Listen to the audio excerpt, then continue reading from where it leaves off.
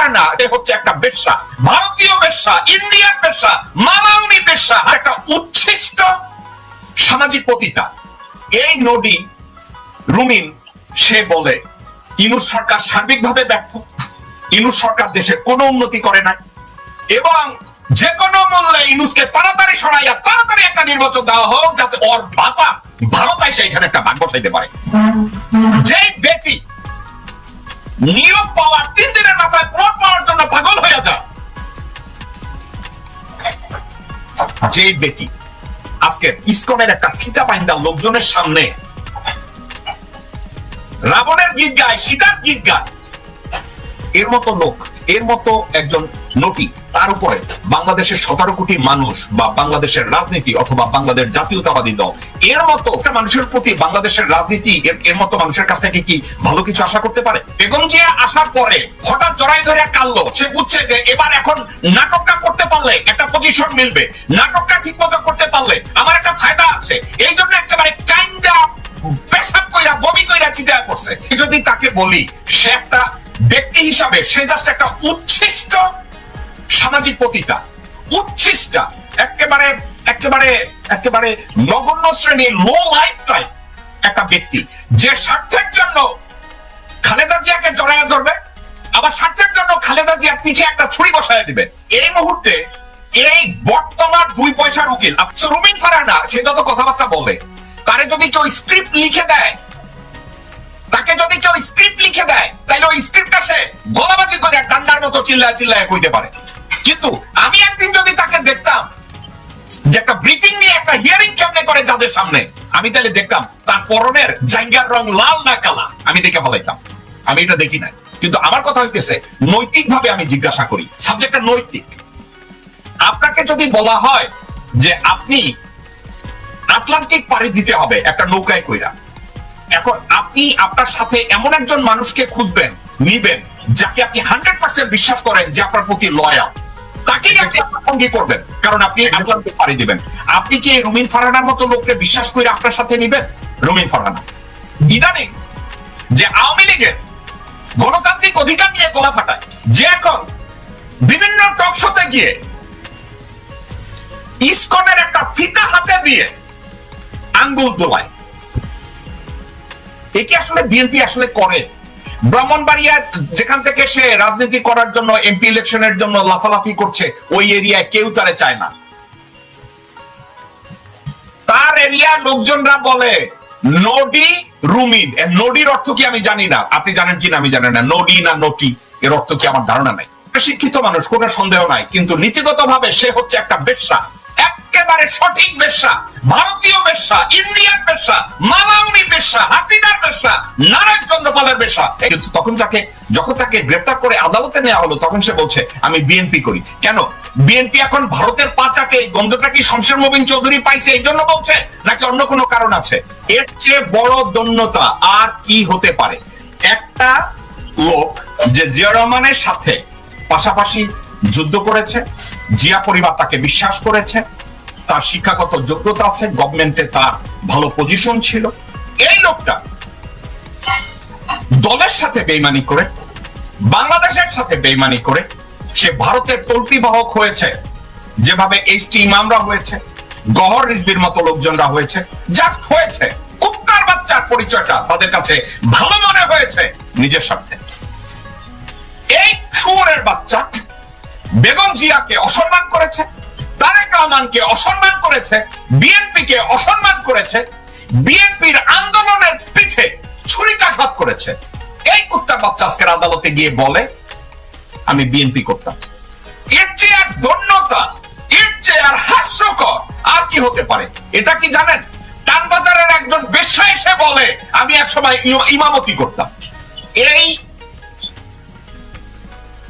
সামাজিক বেশ্যা এবং পতিত ভারতীয় চুতপারানির ছেলে $29 মিলিয়ন স্যাটেলাইটকে 235 মিলিয়ন 300 মিলিয়ন খরচ করে এই বালবন্ধু স্যাটেলাইট উৎক্ষেপণ করেছে, যা বাংলাদেশের রাষ্ট্রীয় কোনো কাজে লাগে নাই। যে স্যাটেলাইটের অবস্থান বর্তমানে ফিলিপিন্স বা আকাশে অক্ষাংশের এমন একটা জায়গায় দাঁড়ায় আছে, বাংলাদেশের কোন জায়গায় তা কাজে আসছে না। দর্শকবৃন্দ, এই 29-30 মিলিয়ন ডলারের স্যাটেলাইটকে $300 মিলিয়ন নিয়ে এখানে জয় নিজে ইনভেস্ট করে নাই, সালমান রহমান কোন ইনভেস্ট করে নাই, সরকার ইনভেস্ট করেছে, কিন্তু এর মালিকানা বাংলাদেশ সরকারের না। আমি ডক্টর আসিফ নজরুল এবং অর্থ মন্ত্রণালয়ের দায়িত্বে যিনি আছেন তার দৃষ্টি আকর্ষণ করে বলছে, এই স্যাটেলাইটের উপরে 3 সদস্যের একটা কমিশন গঠন করা হোক, তাদেরকে ইনভেস্টিগেট করার দায়িত্ব দেওয়া হোক, অথবা এফবিআই কে ডেকে এটা ইনভেস্টিগেট করার দায়িত্ব দেওয়া হোক, সঠিক তথ্য উপস্থাপন করা হোক যে স্যাটেলাইট নির্মাণে কত টাকা খরচ হয়েছে। এটা বাংলাদেশের জনগণ জানতে চায়, কারণ এই টাকাটা তাদের। এবং প্রতি মাসে এর ব্যবস্থাপনার জন্য সজীব আহমেদ ওয়াজেদকে $4.1 মিলিয়ন দেওয়া হতো শুধু ব্যবস্থাপনার জন্য, মেইনটেনেন্সের জন্য, স্যাটেলাইট মেইনটেনেন্সের কাজ করা। এই শুয়োরের বাচ্চা এখন বলে স্যাটেলাইট নষ্ট হলেও সে দায়িত্ব নেবে না। আরে শুয়োরের বাচ্চা, তোরে দায়িত্ব কে দেয়? শালা নটি পোলা, তোরে দায়িত্ব দেবে কুত্তার বাচ্চা। তুই দায়িত্ব নিয়ে আজকে কুত্তার বাচ্চা, তুই স্যাটেলাইটের কি জানিস? হারামজাদা শুয়োর।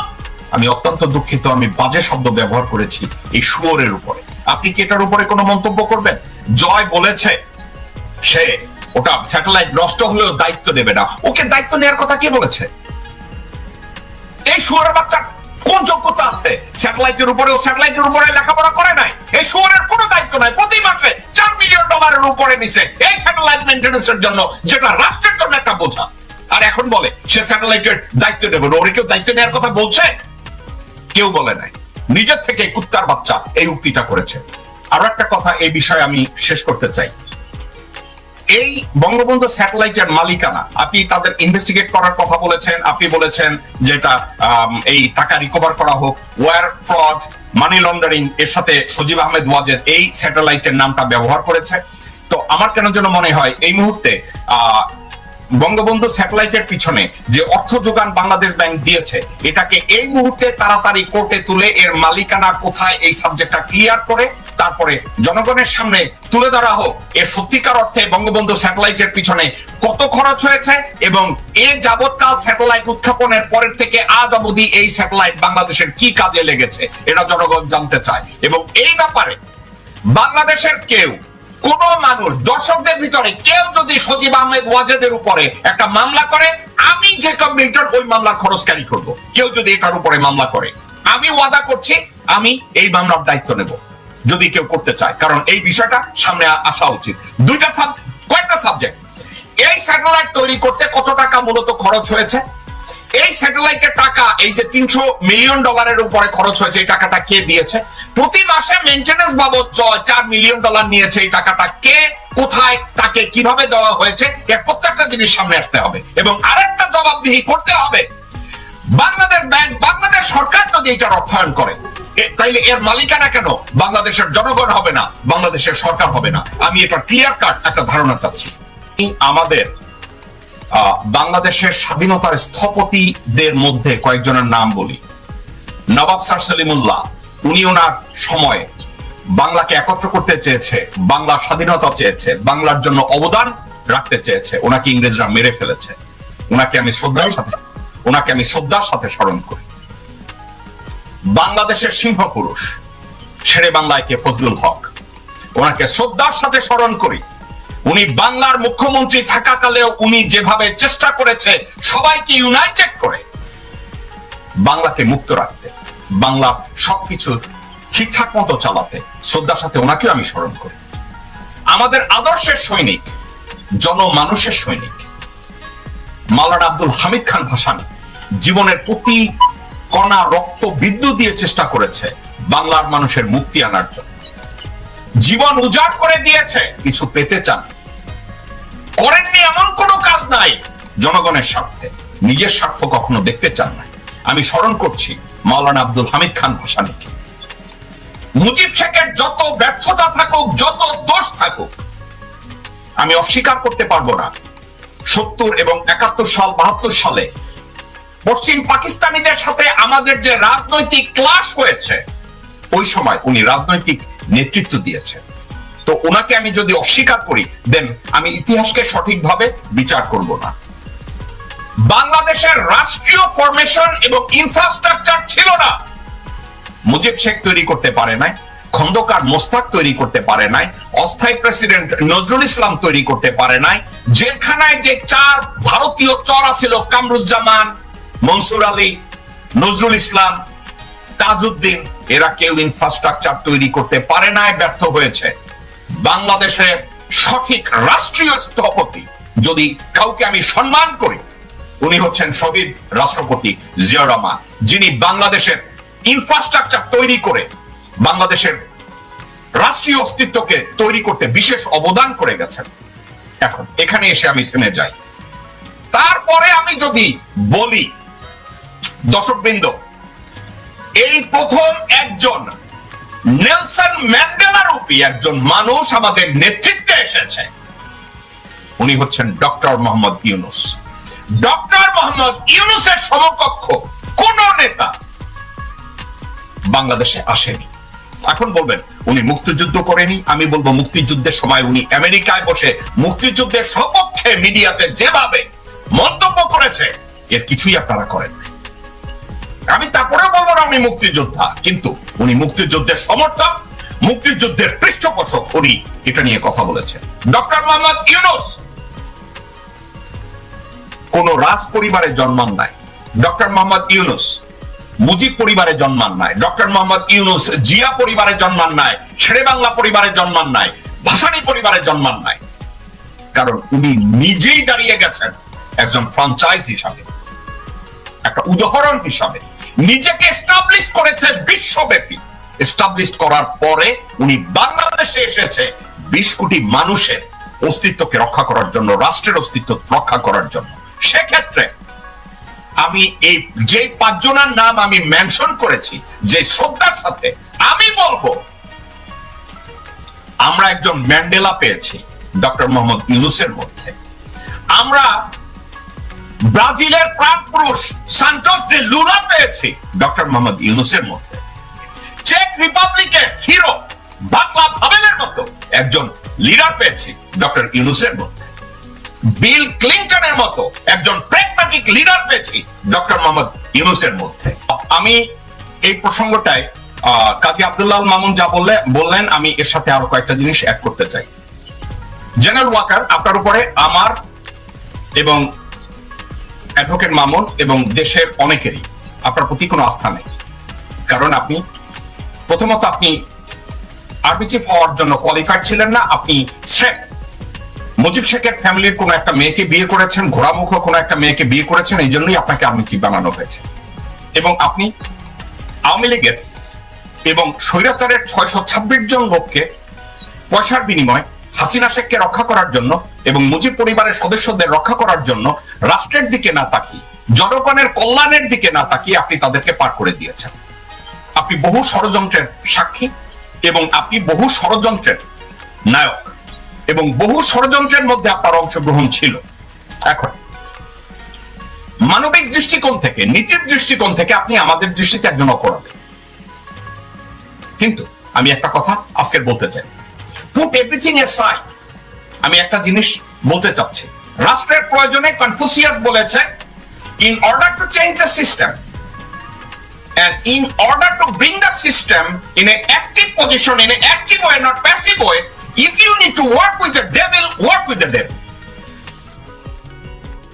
আমরা যদি ধরেও নেই জেনারেল ওয়াকার তুমি একটা ডেভিল, কিন্তু এই মুহূর্তে তোমার ওই চরিত্রটা আমি ভুলে যেতে চাই। একটা কারণ, মানুষের পরিবর্তন হয়, মানুষের মনের পরিবর্তন হয়।